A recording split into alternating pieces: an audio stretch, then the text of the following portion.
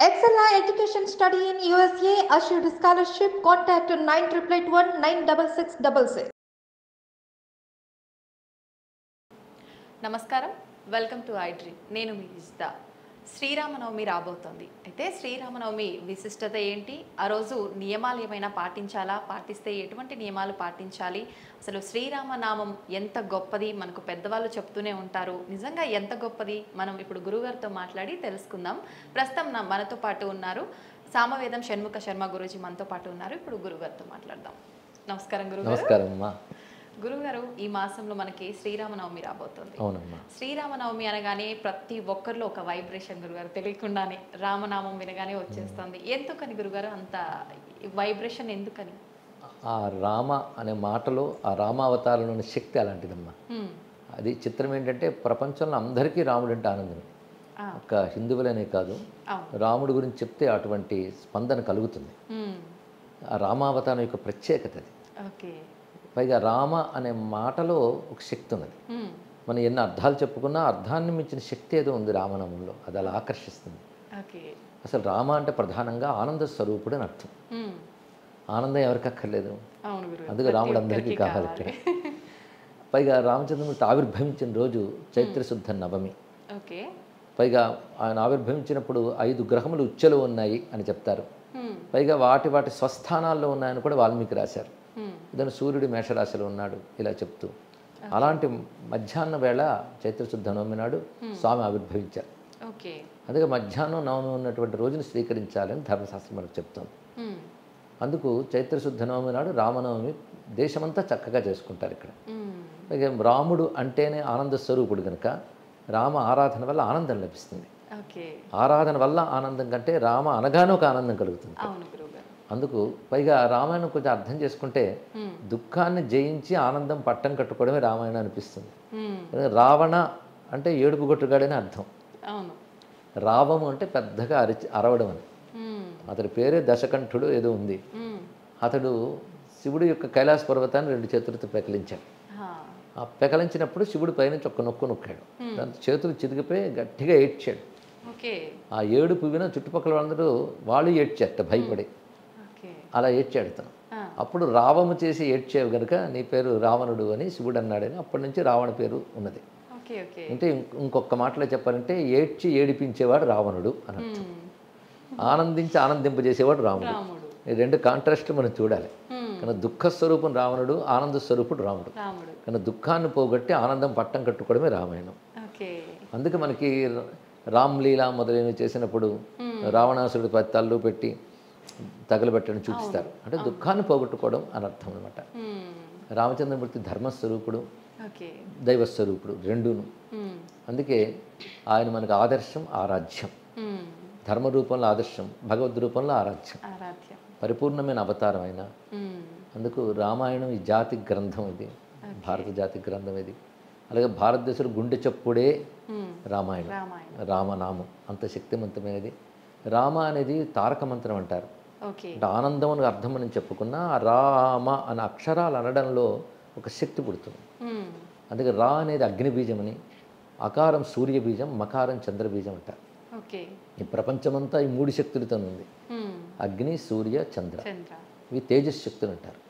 ఇంకా చెప్పాలంటే sources of energy. ప్రపంచానికి శక్తి అంతా ఈ 3 నుంచి వస్తుంది. అలాగే ఆ 3 మనలో కూడా ఉన్నాయి. రా అగ్ని, అగ్ని అంటే వాక్కుకు సంబంధించిన బీజం. అగ్ని వాక్కుకి దేవత.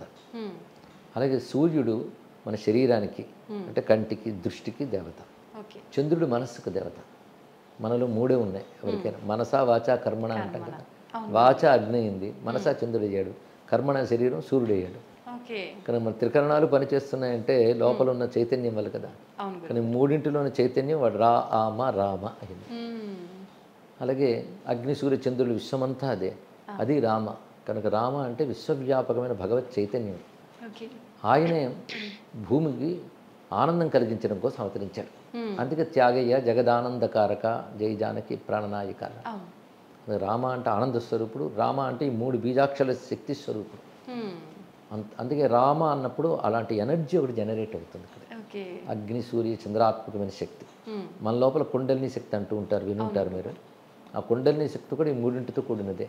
ఓకే. కనుక రామ అంటే కుండలిని శక్తిని జాగృతపరచగలిగే శక్తి కూడా ఉంటుంది. అందుకే రామ అంటే ఆనందం అన్నాం కనుక ఆనందం ఆనందం అని జపం చేస్తామని కదా. ఆ రామ అక్షరాల్లో అంత శక్తి ఉన్నదమ్మా. ఎంత మన అర్థం చెప్పుకున్నా మా అర్థానికి మించిన అనుభూతి ఉంది అందులో. నిజం గురుగారు. అందుకే రామ తారక మంత్రం అంటారు. రామతో ఎన్నో కలిపి మంత్రాలు ఉన్నాయి మనకి. శ్రీరామ ఒక మంత్రం, శ్రీరామాయ నమః, శ్రీరామ జయ రామ జయ జయ రామ. ఈశ్వరుడైతే శ్రీరామ రామేతి రమే రామే మనోరమే అన్నాడు. శ్రీరామ రామ రామ, ఇవన్నీ రామ తారక మంత్రాలు అంటారు. ఆ విధంగా రాముని స్మరించడం, రాముని ఆరాధించడం ఈరోజు కర్తవ్యాలుగా చెప్పారు. ఓకే. గురువు గారు, ఎవరైనా పుట్టిన అంటే ఆవిర్భవించిన రోజు రాముడు అని చెప్పారు కదా, అంటే జన్మదినం రోజు వివాహం చెయ్యకూడదు అని చెప్పి పెద్దవాళ్ళు చెప్తూ ఉంటారు. మరి ఆ రోజు రాముడు జన్మించిన రోజు అయితే కళ్యాణం ఎందుకు చేస్తుంటారు గురువుగారు? అది మన తెలుగునాట మాత్రమే చేస్తారమ్మా కళ్యాణం. కానీ రామనవమి నాడు కళ్యాణం విధి అక్కడే లేదు. రామనవమి నాడు రామ ఆరాధన మాత్రం ఉన్నది. రామునితో పాటు కౌసల్య దశరథులకి, అలాగే భరతలక్ష్మణ శత్రుఘ్నుల్ని ఆరాధించడం, అది మాత్రం విధి ఇక్కడ. రామచంద్రమూర్తి పూజ మాత్రమే చెప్పారు. అయితే రామ దీక్ష తీసుకున్న వాళ్ళు ఉంటారు, తారక మంత్రం నాడు దీక్ష ఉన్నటువంటి వాళ్ళు ఈరోజు ఉపవాసం చేస్తారు. ఉపవాసం చేసి సాయంకాలం వాళ్ళు పూజ చేసుకుని అల్పాహారం లాంటిది తీసుకుంటారు. అయితే ఆ నియమం లేనటువంటి వాళ్ళు రామచంద్రమూర్తిని ఆరాధన చేసి ఆయనకు నివేదనలు చేసి ప్రసాదం స్వీకరించడమే. అలాగే రామాయణం పారాయణ చేసుకోవడం, ముఖ్యంగా రామ జనన ఘట్టం పారాయణ చేసుకోవడం ఇది ప్రధానమైన అంశం. కళ్యాణం అనేటువంటిది మన ప్రాంతాల్లో ఉంది. అది ఎందుకంటే మనకు భద్రాచలం మనకు ప్రధానం. మీరు మరో రాష్ట్రానికి వెళ్తే ఇది కనబడదు, ఇంకెక్కడ కళ్యాణం అనేది కనబడదు. ఇక్కడ భద్రాచలంలో ఉగాది నుంచి 9 రోజులు రామచంద్రమూర్తి ఉత్సవాలు చేస్తారు. ఎప్పుడైనా సరే ఈ బ్రహ్మోత్సవాలు ఇలా వారం 10 రోజులు యజ్ఞాలు చేసినప్పుడు చివరికి శాంతి కళ్యాణం అనేది చేయాలి, చేస్తారు. అందుకు వాళ్ళు శాంతి కళ్యాణం చేస్తారు భద్రాచలంలో. అక్కడ జరగడంతో మనందరం ప్రభావితులపై వాడవాడలా కళ్యాణం చేస్తున్నారు. కానీ ఈరోజు జరగలేదు కళ్యాణం. అది వైశాఖ మాసంలో జరిగిందని మనకి శాస్త్రం చెప్తున్నట్టు. ఉత్తరా ఫల్గుని నక్షత్రంతో కూడిన దాని యందు వివాహం జరిగిందని వాల్మీకే రాశాడు. చైత్రశుద్ధనము నాడు కళ్యాణం జరగలేదు. అయితే మనం జరుపుకుంటే తప్పు లేదు. అదే రామ ఉత్సవాలు కొన్ని ఉన్నాయి. ఒకటి జననోత్సవం, కళ్యాణోత్సవం, పట్టాభిషేకోత్సవం. ఇవి ఇందులో కళ్యాణం కూడా ఉత్సవమే. ఎందుకంటే సీతారాములు అంటే లక్ష్మీనారాయణులు, ఈ ప్రపంచానికి తల్లిదండ్రులు వంటి వారు. అంతేకాదు ఈ కళ్యాణానికి ఎక్కువ ప్రాధాన్యం ఏంటంటే సీత భూపుత్రిక, భూమి యొక్క సారం. రాముడు సూర్యవంశజుడు. సూర్యుడు అంటే ఆకాశం, రాముడు ఆకాశం, సీతమ్మ భూమి. ఆ భూమి మనకు తల్లి, ఆకాశం మనకు తండ్రి. అంతే కదా, వేదమే చెప్తుంది ఇదం ద్యావా పృథివీ సత్యమస్తు పితుర్మాతరి యద్గోప పురువే వామని. కనుక మనకు తల్లి తండ్రి ఇద్దరు. అచ్చం మనం చూస్తున్న తండ్రి నుంచి పుచ్చుకుని తల్లి మనకి ఇస్తుంది. అలాగే ఆకాశం నుంచి వచ్చే కాంతి వర్షం భూమి పుచ్చుకుని మనకి ఇస్తుంది. కనుక మన వేద ఋషులే తల్లిదండ్రుల్లో చూశారు. అలాంటి భూమి యొక్క సారం, భూలక్ష్మి యొక్క స్వరూపమే సీతమ్మ. ఆకాశ సారం ఆదిత్య మండలాంతర్గతులైన రామచంద్రమూర్తి. కనుక వారిద్దరికి వివాహం అనేది చాలా మంచి గొప్ప భావం ఇక్కడ. అందుకే ఈరోజు మనం అలా చేసుకున్నట్లయితే ఈ రెండే ప్రకృతి అంటే మరొకటి కాదు, ఈ రెండు మనకు అనుకూలిస్తుంది అనే ఉద్దేశంతో వాళ్ళకి కళ్యాణం చేయడం జరుగుతుంది. ఇది మానవులకు జరిగినట్టు సామాన్యమైన కళ్యాణం కాదు కనుక రామనవమి నాడు ఒక శాంతి కళ్యాణంగా చేసుకుంటే తప్పేమీ లేదమ్మా. అదే పుట్టినరోజు నాడు పెళ్ళి ఏమిటి అనడానికి లేదు, ఇక్కడ అది వర్తించదు. ముందే చెప్పినట్లుగా మనం భక్తిగా చేసుకోవడమే కానీ విధి మాత్రం కాదు. అయోధ్యలో ఉంది, అయోధ్యలో కళ్యాణం అది జరగదు, కానీ రామచంద్రమూర్తి ఉత్సవం మాత్రం బాగా జరుగుతుంది. అంతే. అక్కడ బాలరాముడు కాబట్టి కళ్యాణం. బాలరాముడు అంటే అయోధ్యలో రామ మందిరం అని ఏదైతే మనం పెట్టుకుంటున్నామో అక్కడ మాత్రమే బాలరాముడు. కానీ అయోధ్యలో రాముడు పెద్దవాడై కూడా ఉన్నాడు, పాలన చేశాడు కదా, కొన్ని వేల సంవత్సరాలు పాలన చేశాడని చెప్తున్నారు అక్కడ. కనుక అయోధ్యలో అనేక రామాలయాలు ఉన్నాయి. అసలు మనం ఇప్పుడు అయోధ్య రాముడు అనుకుంటున్నాం కానీ అయోధ్య ఎప్పుడూ రామమయమే. అయోధ్యలో రామాలయం గొడవ బయటే తప్ప అక్కడ లేదు. బయట అనవసరంగా కలహాల కింద మార్చారే కానీ అయోధ్య వాసులు ఎవ్వరికీ కూడాను రాముడు తప్ప ఇంకో ప్రపంచం లేదు. అప్పుడు ఇప్పుడు కూడా అయోధ్యలో కొన్ని వేల రామ మందిరాలు ఉన్నాయి. చాలా అద్భుతమైన రామ యోగులు ఉన్నారు. రామాయణ పారాయణ నిత్యం జరుగుతుంటాయి, అఖండ రామజపం జరుగుతుంది. అయితే ఇప్పుడు మనం బాలరాముడు ఏదైతే ఉంటున్నామో అది రామ జన్మభూమి ప్రాంతం. అది రాముడు జన్మించాడు అని చెప్పబడుతుంటే ప్రాంతం అది ఇక్కడ. అందుకే అక్కడ ఒక భవ్యమైన మందిరం ఉండేది.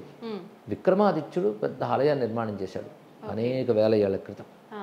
తర్వాత దాడి చేసిన బాబరు ధ్వంసం చేశాడు. ధ్వంసం చేసిన తర్వాత మనది కావడానికి అనేక ఘర్షణలు, అవును, అనేక యుద్ధాలు జరిగి కొన్ని వందల సంవత్సరాలు. నేటి తరంలో మనందరి అదృష్టం ఏంటంటే మన తరంలో ఆ ఆలయాన్ని మనం చూడగలిగాం. నిజంగా. కనుక ఈ రామనవమికి ఒక ప్రత్యేకత ఏంటంటే అయోధ్యలో బాలరాముడి మందిర ప్రతిష్ఠ చేసిన తర్వాత మొదట వచ్చిన రామనవమి. అవును. కనుక దీనికి ఇంకా ఎక్కువ ప్రత్యేకత మనం ఇవ్వాలి. ఓకే. అయోధ్యలో రామాలయం అంటే దేశానికి అంతటికీ ముఖ్యమైనది. ఇది మతపరమైన అంశమే కాదు, చరిత్ర ఇది. చరిత్ర తెలిస్తే అన్ని మతాల వాళ్ళు, అన్ని కులాల వాళ్ళు కూడా చారిత్రకంగా ఇది దేశానికి చాలా గొప్ప ప్రతిష్ట తీసుకొచ్చింది అని తెలియాలి. ఒక ధ్వంసమైన చరిత్రని పునర్నిర్మించుకున్నాం మనం ఇక్కడ. అందుకు అందరూ అభినందించారు, సహృదయులందరూ. ఎవరు కొద్దిమందిని వదిలేయండి, రాజకీయ కారణాలు ఉంటాయి. మనకి రాజకీయ కారణాలు వద్దు, సంస్కృతి కారణాలు చూడాలి. దేశానికి సంస్కృతికి చాలా ముఖ్యమైన అంశం.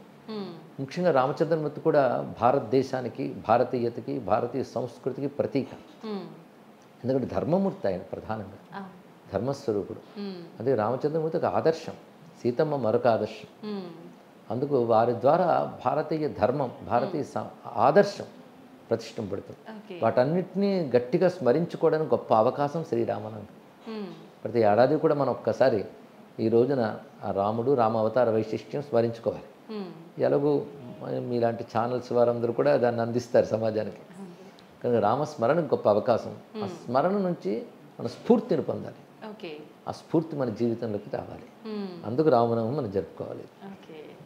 అయితే మనకు అయోధ్య రామ మందిరం నిర్మాణం అయిన తర్వాత వచ్చిన మొదటి శ్రీరామనవమిని ప్రత్యేకంగా చూడాలి అన్నారు కదా గురుగారు. ఏ రకంగా చూడాలి? ఆ రోజు పూజా విధానం ఏ రకంగా చేసుకోవాలి? అంటే బాలరాముడు పూజించడమే ప్రధానమని ఉందమ్మ శాస్త్రంలో. జననం కదా, బాలరాముడిని కన్న తల్లిదండ్రులను కూడా ఆరాధించుకోవాలి, కౌసల్య దశరథులను కూడా అని చెప్పారు ఇక్కడ. కనుక అక్కడ ఉన్నవాడు బాలరాముడే. ఇప్పుడు మన రామ మందిరం అని ఏదైతే ఉన్నదో అది బాలరామ మందిరం. అది ఎప్పటి నుంచో ఉన్నది, అప్పటి నుంచి ఉన్నది కనుకనే అత్యంత ప్రాచీనమైనటువంటిది. అందుకే అయోధ్యలో కూడా ఇప్పుడు సమయంలో బాగా ఉత్సవం చేస్తారు. మనం కూడా మన ఇళ్లలో ప్రధానంగా బాలరాముడిని ఆరాధన చేసుకోవాలి, ఇది పెట్టుకోవాలి. బాలరాముడైనా ఇంకా పట్టాభిరాముడైనా రాముడేగా, రాముడు ఒకటే. అందుకోసం పైగా ఈ రోజున స్వామివారు ఆవిర్భవించడం, ఆ రామస్మరణ చేయడం కర్తవ్యంగా చెప్పారు ఇక్కడ. వీలైనంత రామతారక మంత్ర జపం చేసుకోవడం, రామాయణ సంబంధమైన అంశాలు పారాయణ చేసుకోవడం, జనన ఘట్టం పారాయణ చేయడం, ఇవి ముఖ్య విధులుగా శాస్త్రం చెప్తుంది. ఓకే. గురుగారు, పట్టాభిషేకంకి సంబంధించిన ఘట్టం ఉంది కదా, దాని గురించి. పట్టాభిషేకం చైత్రమాసంలోనే జరిగింది కానీ ఇవాళ జరగలేదు. ఎందుకంటే చైత్రశుద్ధ నవమి నాడు పుట్టారు, తర్వాత ఎప్పుడో పట్టాభిషేకం జరిగింది. అయితే దానికి దీనికి సంబంధం లేదు. అయితే పట్టాభిషేకం రామావతారంలో పరిపూర్ణం. ఎందుకంటే రాముడు అవతరించిన ప్రయోజనం నెరవేర్చుకున్న తర్వాత పట్టాభిషేకం చేసుకున్నాడు. ఆ పట్టాభిషేకం వచ్చేటప్పటికల్లా అయోధ్య నుంచి రాముడు బయలుదేరి తిరిగి అయోధ్యకు వచ్చే లోపల ఎవరెవరి సహాయం తీసుకున్నాడో వాళ్ళందరినీ పట్టాభిషేకం తీసుకొచ్చాడు. అంటే వానర వీరులు వచ్చారు, సుగ్రీవుడు రాజు, హనుమంతుడు వీళ్ళు వచ్చారు. అలాగే అక్కడ రావణుడిని సంహరించాడు కానీ విభీషణుని పట్టాభిషేకం చేశాడు. అంటే రాజ్యాకాంక్షతో చేసిన యుద్ధం కాదది, ధర్మ ప్రతిష్టాపన కోసం చేశాడు. అందుకే అధర్మపరుడైనటువంటి రావణాసుని సంహరించి ధర్మపరుడైన విభీషణుడు పట్టాభిషేకం చేశాడు. విభీషణుడు కూడా పట్టాభిషేకానికి వచ్చాడు. అంటే తాను ఎక్కడెక్కడ తిరిగి ఎవరెవరితో ఉన్నాడు వాళ్ళందరూ మళ్ళీ ఇక్కడ పట్టాభిషేకం దగ్గరికి వచ్చారు. అక్కడికి రామావతారం అంతా ఒక పరిపూర్ణతకు వస్తుంది. కనుక రామావతారం యొక్క పరిపూర్ణత పట్టాభిషేకంలో కనబడుతుంది. కనుక ప్రారంభం జననం, పరిపూర్ణం పట్టాభిషేకం. అందుకే పట్టాభిరామమూర్తి ఎప్పుడూ ఉపాస్యుడే, ఆయన్నే అసలు తారక రాముడు అంటారు. అలాంటి స్వరూపాన్ని మనం ఈరోజు ధ్యానించుకోవడం చాలా విశేషం. అసలు రామాయణంలో ప్రతి ఘట్టంలో రాముడు చాలా దివ్యంగా గోచరిస్తాడు. ఆయన వనవాసంలో ఉన్నప్పుడు అందమే, బాలుడుగా ఉన్నప్పుడు అందమే, విశ్వామిత్రుడి వెంట యాగరక్షణకు వెళ్ళినప్పుడు అందమే, శివధనుర్భంగం చేసినప్పుడు అందమే, సీతమ్మని పెళ్ళాడినప్పుడు గొప్ప విషయమే. ఇక యుద్ధభూమిలో రాముడు వీరరాముడు, అది గొప్ప అందమే. పట్టాభిషేకం వచ్చినప్పుడు ఇందాక చెప్పినట్టు పరిపూర్ణం. అప్పటి నుంచి భూమికి రామపాలన లభించింది. అది ఇంకో గొప్ప విషయం కదా. పట్టాభిషేకం అనగానే రాముడు మనల్ని పాలిస్తున్నాడనే భావం కలుగుతుంది. మన హృదయం అయోధ్య చేసుకుని రాముడిని అక్కడ పట్టం కట్టుకుంటే మన బ్రతుకునే ఆయన పాలిస్తాడు. రాముడు పాలిస్తే అంతా క్షేమమే. రాముడు గుర్తున్నంతకాలం మన అధర్మం చెయ్యం, ధర్మమే చేస్తాం. అలాగే రాముడిని గుర్తుపెట్టుకోవడం కోసమే రామనవమి, రామ పట్టాభిషేకం, రామజననం, ఈ ఘట్టాలన్నీ కూడా. గురుగారు, కళ్యాణం అనగానే, సీతారాముల కళ్యాణం అనగానే మహా వైభవం అది. ప్రతి ఒక్కరు కూడా వెళ్ళాలి, చూడాలి. అసలు ఎందుకు చూడాలి గురువుగారు?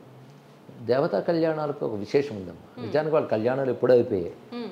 మనం మళ్ళీ చేసుకుంటున్నామంటే మునుపు ఒక మాట అన్నాను, శాంతి కళ్యాణం అని. అంటే దానివల్ల శాంతి లభిస్తుంది. అంటే ప్రకృతి శక్తి స్థానంలో భారీగా ఉంటుంది. ఈ ప్రకృతి ఎవరి వలన శక్తి పొందుతుందో ఆయన పరమేశ్వరుడు, ఆ భగవంతుడు రాముడు, ఆ ప్రకృతి శక్తి సీతమ్మ. ఇదే మనకి రుక్మిణీ కృష్ణులు కావచ్చు, పార్వతీ పరమేశ్వరులు కావచ్చు, కళ్యాణాలు వీళ్ళకి ఉన్నాయి. ఎప్పుడైనా కళ్యాణం అనగానే మనందరికీ ఉత్సాహంగా ఉంటుంది. ముఖ్యంగా దక్షిణాపథంలో ఎక్కువ కళ్యాణాలు చేస్తారు ఉత్తరాది కంటే. ఈ కళ్యాణంలో ఉన్నటువంటి మంత్రశక్తి, వీటి యొక్క ప్రత్యేకతలు ఉన్నాయి.